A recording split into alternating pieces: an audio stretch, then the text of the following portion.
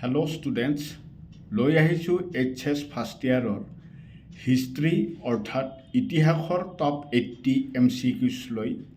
ইয়াত যদিও 80টা অৰ্থাৎ 80টা MCQs আছে, তাৰ পৰা 5টা MCQ বাদ দি তোমালোকে বাকী 75টা MCQ ভালদৰে চাই পৰীক্ষাত বহিবা, ভালেখিনি কমন পাবা বুলি মোৰ দৃঢ় বিশ্বাস।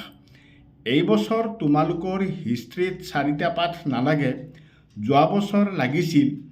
যি 4টা পাঠ নালাগে তাৰ পৰা 5টা MCQ ভুলতে দিয়া গৈছে। সেই 5টা MCQত মই ষ্টাৰ মাৰ্ক দি দিছোঁ বা দেখুৱাই দিম। আহা তেতিয়াহ'লে পলম নকৰি ভিডিঅ'টো আমি আৰম্ভ কৰোঁ। প্ৰথমতে চাই লওঁ আহা, এইবাৰ যে আমাক 4টা যে আমাৰ পাঠ নালাগে, সেই পাঠ 4টা তোমালোকে ভালদৰে চাই লোৱা। মই লিখি দি দিছোঁ, ইয়াত চাই লোৱা।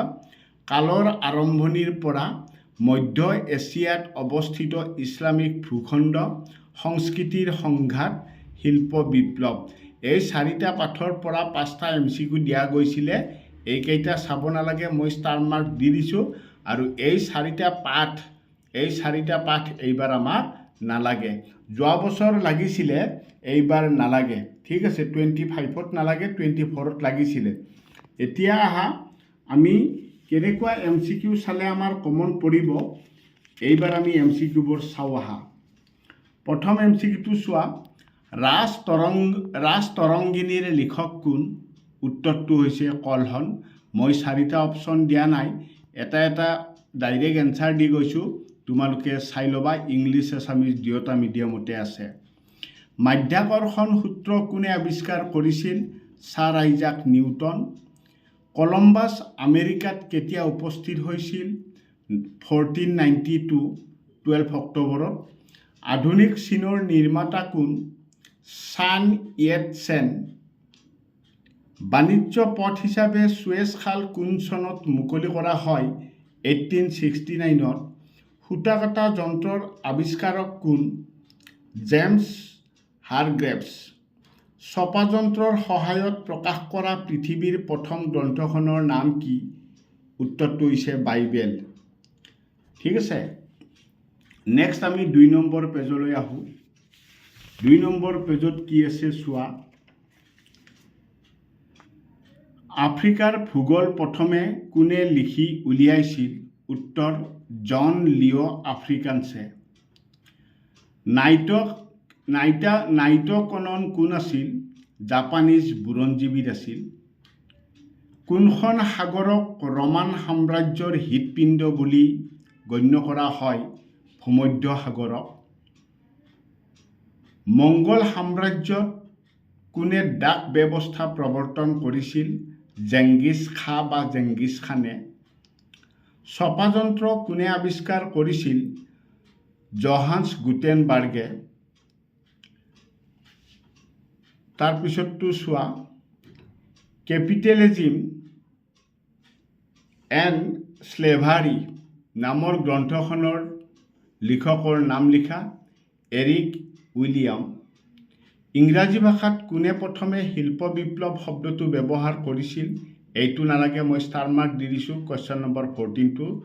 ঠিক আছে, এনচাৰটো তথাপিতো মই দি দিছোঁ, তোমালোকে চালে চাব পাৰিবা। নেক্সট 3 নম্বৰ পেজলৈ আহা। 3 নম্বৰ পেজত আছে, নিউজিলেণ্ড নামটো কোনে দিছিল? উত্তৰ জেমছ কুক। কোন চনত ইংলেণ্ডত প্ৰথম ৰেলপথ সূচনা কৰা হৈছিল? 1825। ইছলামীয় মুদ্ৰাত আৰবী লিপি ব্যৱহাৰ কৰা খলিফাজনৰ নাম কি? এইটোও নালাগে, এইটো লেচনো আমাৰ আউট অফ চিলেবাছ আছিল। এই 17 নাম্বাৰটো নালাগে। 18 নাম্বাৰটো চোৱা, কোন চনত চীনা সাম্যবাদী দল গঠন কৰা হৈছিল? 1921 চনত। তাৰপিছতটো চোৱা, the civilisation of the Renaissance গ্ৰন্থখনৰ লিখক কোন? জেকব বুকহাৰ্ট। নেক্সট 20 নম্বৰ কুৱেশ্যনটো চোৱা, নেচাৰেল হিষ্ট্ৰী কিতাপখনৰ লিখক কোন বা গ্ৰন্থখনৰ লিখক কোন? শুদ্ধ উত্তৰটো হ'ব তোমাৰ প্লিনি। নেক্সট 4 নম্বৰত চোৱা, পেজ নাম্বাৰ 4 চোৱা।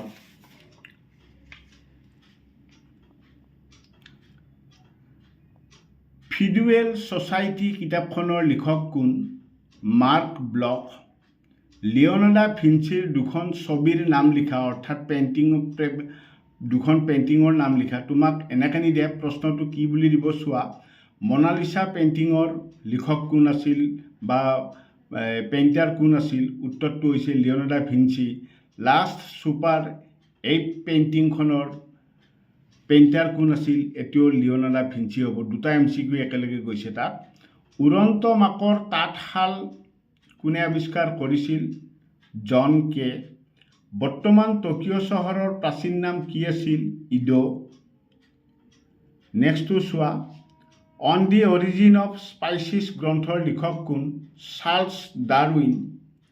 প্ৰথম মহিলা চুফী সন্ত কোন আছিল? 26 নম্বৰটো নালাগে, এইটো আউট অফ চিলেবাছৰ আছিল। 27ত চোৱা।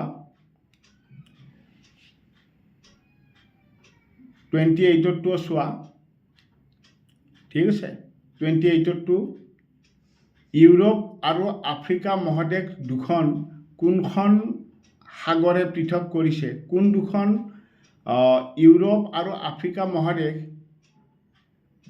মহাদেশ দুখন কোনখন সাগৰে পৃথক কৰিছে? ভূমধ্য সাগৰে। নাম্বাৰ 5টো চোৱা এইবাৰ, পেজ নাম্বাৰ 5। পেজ নাম্বাৰ 5ত আহা। এইটোও নালাগে, এইটো আউট অফ চিলেবাছ আছিল। 5টা আছিলেতো টোটেল। ইছলামিক কেলেণ্ডাৰখনৰ নাম কি? হিজৰী। প্ৰাচীন ইৰাণৰ পবিত্ৰ গ্ৰন্থসমূহৰ ভাষাটো কি আছিল? আভেস্তা। ভাৰত আৱিষ্কাৰ কৰা নাবিকজনৰ নাম কি আছিল? Vasco da Gama. কি শব্দৰ পৰা সামন্তবাদ সংজ্ঞাৰ উৎপত্তি হৈছিল? লেটিন শব্দ ফিউডামৰ পৰা। বেংক অফ ইংলেণ্ড কেতিয়া স্থাপিত হৈছিল? 1694, 27 জুলাই। কোন চনত ব্ৰিটিছসকলে অষ্ট্ৰেলিয়াত প্ৰৱেশ কৰিছিল? 1788ত। এইটোও নালাগে। 35টো। শিল্প বিপ্লৱ প্ৰথমে কোনখন দেশত আৰম্ভ হৈছিল? ইংলেণ্ডত হৈছিল। এইটো নালাগে, আগত লাগিছিল, 24তো লাগিছিল। ইংৰাজী কোন চনৰ পৰা হিজৰী চনটো আৰম্ভ হৈছিল? এইটোও নালাগে, এইটোও আউট অফ চিলেবাছ। এই 5টা শেষ হৈ গ'ল আমাৰ। আউট অফ চিলেবাছৰ পৰা 5টা আছিলে, শেষ হৈ গ'ল। বাকী 75 আমাৰ পূৰা লাগিব। 37 নম্বৰ চোৱা। জেংগিছ খান বা জেংগিছ খাৰ প্ৰকৃত নামটো কি আছিল? টেমুজিন। ৰোমান সাম্ৰাজ্যৰ প্ৰশাসনৰ ক্ষেত্ৰত কোন কোন ভাষা ব্যৱহাৰ কৰা হৈছিল? লেটিন আৰু গ্ৰীক। The civilisation of the Renaissance in Italy পুথিখন কোনে ৰচনা কৰিছিল? জেকব। নেক্সটটো চোৱা। হোমিনিডসকল কোনটো পৰিয়ালৰ অন্তৰ্গত? হোমিনিডে। উত্তৰটো হৈছে হোমিনিডে। য়াম কি আছিল? উত্তৰটো হৈছে দ্ৰুতবেগী ডাক ব্যৱস্থা। এই দ্ৰুতবেগী ডাক ব্যৱস্থাটো জেংগিছ খানে প্ৰৱৰ্তন কৰিছিল, মনত ৰাখিবা, সেইটোও সোধে কেতিয়াবা। কলম্বাছে যি কিতাপৰ দ্বাৰাই অনুপ্ৰাণিত হৈ সাগৰ ভ্ৰমণত ওলাইছিল তাৰ নাম কি? সেই কিতাপখনৰ নাম কি? ইমাগো মুণ্ডি। নেক্সট 7 নম্বৰ পেজত চোৱা।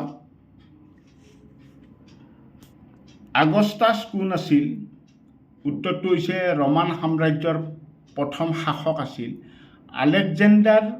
আলেকজেণ্ডাৰে বেবিলন আক্ৰমণ কৰিছিল।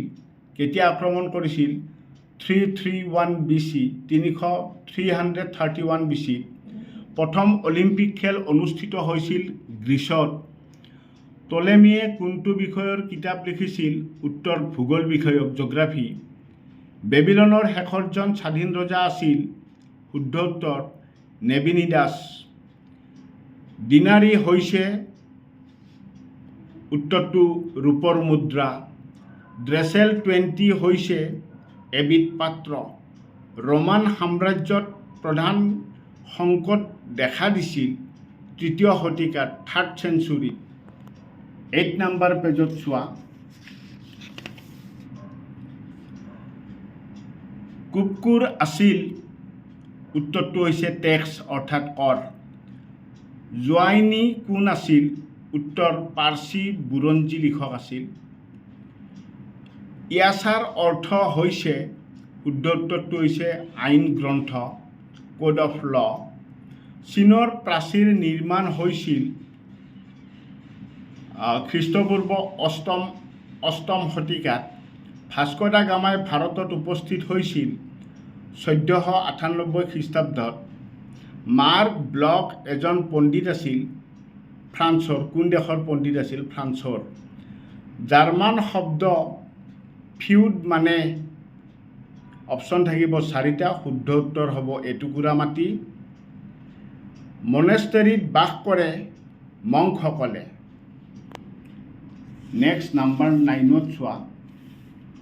ফৰাচী বিপ্লৱ হৈছিল 1789ত। যীশু সমাজ প্ৰতিষ্ঠা কৰিছিল ইগনেচিয়াছ লয়লা। প্ৰটেষ্টাণ্ট সংস্কাৰ আন্দোলনৰ আৰম্ভ কৰিছিল, শুদ্ধ উত্তৰ মাৰ্টিন লুথাৰ। দ্য প্ৰিন্স নামৰ গ্ৰন্থখন লিখিছিল মেকিয়াভেলি। ৰেনেছাঁ শব্দৰ অৰ্থ হৈছে পুনৰ জন্ম। গ্ৰেগৰিয়ান কেলেণ্ডাৰ প্ৰৱৰ্তন কৰিছিল পোপ ত্ৰয়োদশ গ্ৰেগীয়ে। কোনখন নদীক বিশ্বপথ বুলি কোৱা হয়? ইউফ্ৰেটিছ। নেক্সট 10 নম্বৰটো চোৱা। 10 নম্বৰ পেজত কি আছে? ইনান্না এগৰাকী দেৱী আছিল প্ৰেম আৰু যুদ্ধৰ। অপশ্যন থাকিব 4টা, প্ৰেম আৰু যুদ্ধৰ দেৱী আছিল। প্ৰাচীন ভাৰত ভ্ৰমণ কৰা এজন চীনা পৰিব্ৰাজকৰ নাম, উত্তৰটো হৈছে ফাহ হিয়েন। অন্ধসকলৰ বাবে আঙুলিৰে পঢ়া পদ্ধতিৰ আৱিষ্কাৰ কোনে কৰিছিল? Louis Braille. কোনে প্ৰথমে শিলৰ অস্ত্ৰ তৈয়াৰ কৰিছিল? হোমা চেবিলিছ। দ্য ট্ৰেভেলছ কোনে লিখিছিল? দ্য ট্ৰেভেলছ গ্ৰন্থখন কোনে লিখিছিল? মাৰ্ক পল। ছিডনী কেতিয়া প্ৰতিষ্ঠা হৈছিল? 1788 AD-ত। বিশ্বৰ প্ৰথমখন লোৰ দলং অৰ্থাৎ আইৰণ ব্ৰিজ কোনে নিৰ্মাণ কৰিছিল? আব্ৰাহাম ডাৰ্বি তৃতীয়। Next last number 73। প্ৰথম পানিপথৰ যুদ্ধ কোন চনত হৈছিল? 1526 AD। বিশ্বৰ প্ৰথমখন উপন্যাসৰ নাম হ'ল ডন কুইক্সাট। 1605 স্পেনিছ ভাষাত লিখা হৈছিল। এইখন ছাইডত লিখি দিয়া আছে। চাপৰ এজন শাসক আছিল ইৰাণৰ। বাজ কৰ আৰোপ কৰা হৈছিল ব্যৱসায়ীৰ পৰা। এই বাজ এবিধ কৰ আছিলে। এই কৰটো কাৰ পৰা সংগ্ৰহ কৰা হৈছিল সেইটো সুধিছে, ব্যৱসায়ীৰ পৰা। চাৰ্ফ হৈছে পৰাধীন কৃষক। মেছছ শব্দৰ অৰ্থ হ'ল মিডিল অৰ্থাৎ মধ্য। পৃথিৱীৰ আটাইতকৈ ডাঙৰ নদীটোৰ নাম নীল নদী। আৰু লাষ্ট নাম্বাৰ, ফ্ৰিয়াছ হৈছে পৰিভ্ৰমী ভিক্ষু। তো এইকেইটা MCQ তোমালোকে ভালদৰে চাবা। ইয়াৰ পৰা তোমালোকে ভালেখিনি কমন পাবা বুলি মোৰ দৃঢ় বিশ্বাস। আজিলৈ ইমানতে সামৰণি মাৰিলোঁ। ধন্যবাদ।